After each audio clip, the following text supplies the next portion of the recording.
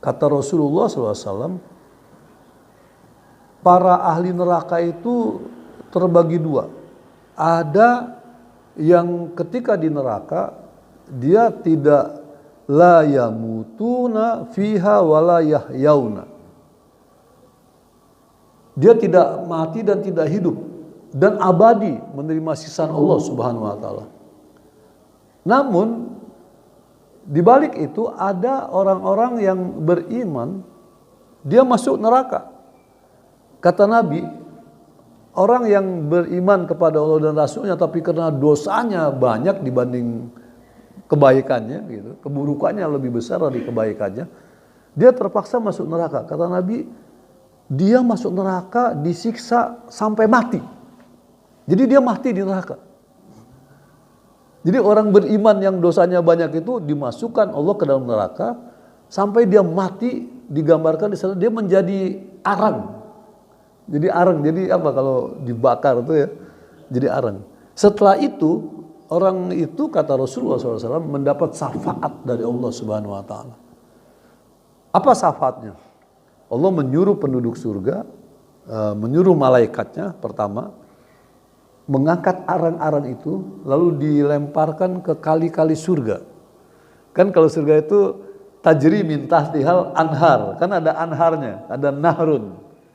Maka si muslim yang dosanya banyak sampai dia dimatikan Allah, jadi setelah itu dia betul-betul mati lalu menjadi arang, ya, dalam istilah hadisnya itu namanya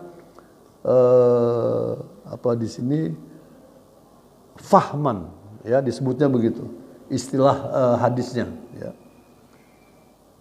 Lalu Allah matikan, kemudian Allah jadikan arang mereka itu mendapat syafaat.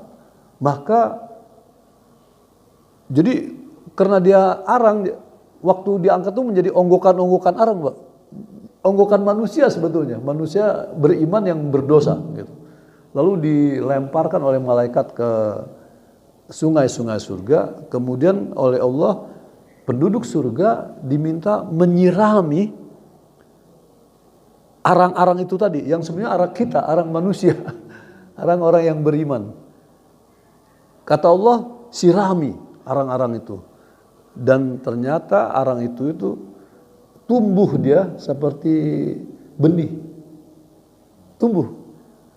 Jadi dia tumbuh pelan-pelan, lalu dia nanti menjadi manusia dan dia masuk surga. Masuk surga.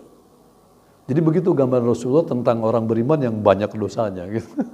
Banyak dosanya. Nanti dia akan Allah matikan di dalam siksa. Jadi dia terima siksa. Siksa yang pedih sampai dia mati karena siksa itu.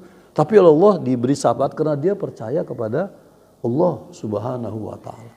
Nah, ini disebut dengan kalimat tauhid. Jadi kalimat tauhid itu menyelamatkan manusia dari siksa neraka. Akhirnya dia akan keluar dari neraka sebagai penduduk surga karena bekal imannya kepada Allah Subhanahu wa taala.